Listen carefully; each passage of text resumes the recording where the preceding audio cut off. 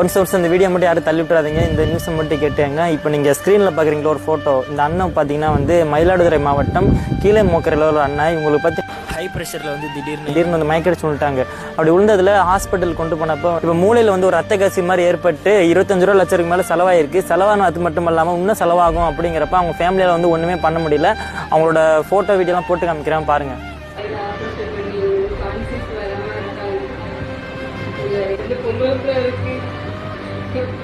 அப்பா வேணும், அதுக்காக சரி பண்ணுவோம்.